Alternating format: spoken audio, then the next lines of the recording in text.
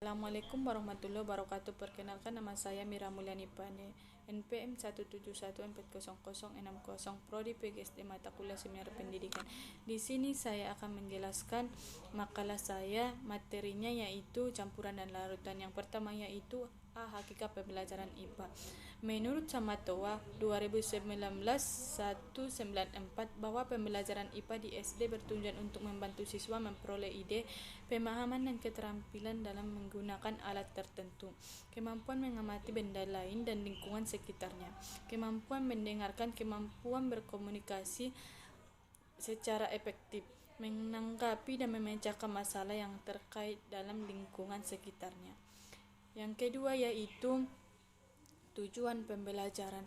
Adapun tujuan pembelajaran IPA di SD antara lain, yang pertama mengembangkan rasa ingin tahu dan suatu sikap positif terhadap sains, teknologi, dan masyarakat.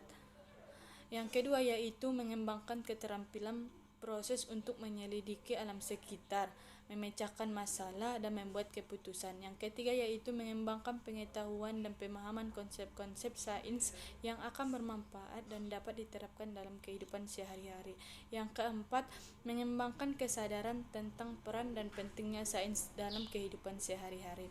Yang kelima yaitu mengalihkan pengetahuan, keterampilan, dan pemahaman ke bidang pengajaran lain. Yang keenam, ikut serta dalam memelihara, menjaga, dan melestarikan lingkungan alam, menghargai berbagai macam bentuk ciptaan Tuhan di alam semesta ini untuk kita pelajari.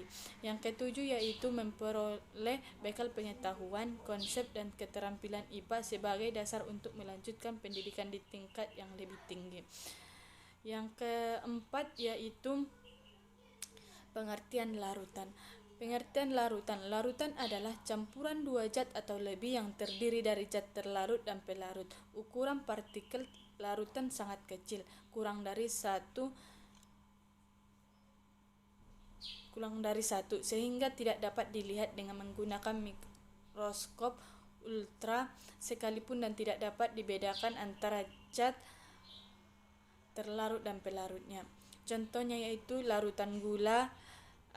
Kita bisa membedakan mana gula, mana air dalam larutan gula tersebut.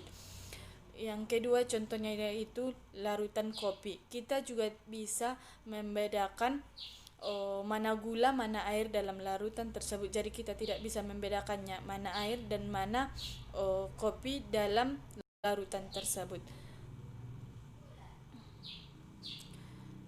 Definisi campuran. Campuran adalah materi yang terdiri atas dua macam zat atau lebih dan masih memiliki sifat-sifat zat aslinya.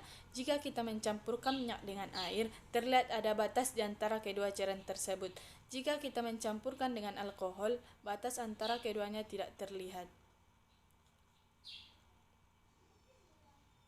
Macam-macam campuran. 1. Campuran heterogen adalah campuran yang tidak serba sama, membentuk dua fasa atau lebih, dan terdapat batas dan jelas di antara fasa-fasa tersebut.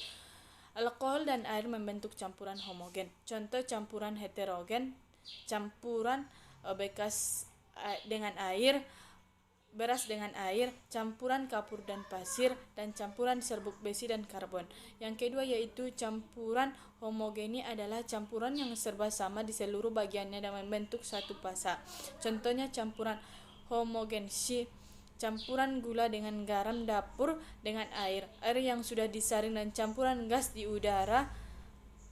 Campuran homogensi juga dapat disebut dengan nama lain yaitu larutan. Ciri-ciri campuran. 1. Ciri-ciri campuran heterogen.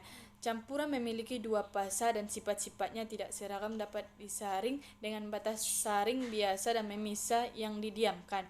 Yang kedua yaitu ciri-ciri campuran homogensi. Terdiri zat terlarut atau solut dan pelarut solvent. Biasanya komponen yang lebih banyak jumlahnya disebut zat pelarut, sedangkan yang lebih sedikit disebut zat terlarut.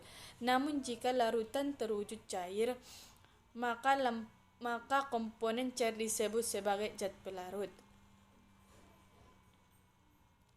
Cukup sekian hasil makalah saya. Apabila ada kesalahan, saya mohon maaf. Wabillahi taufiq wal hidayah. Assalamualaikum warahmatullahi wabarakatuh.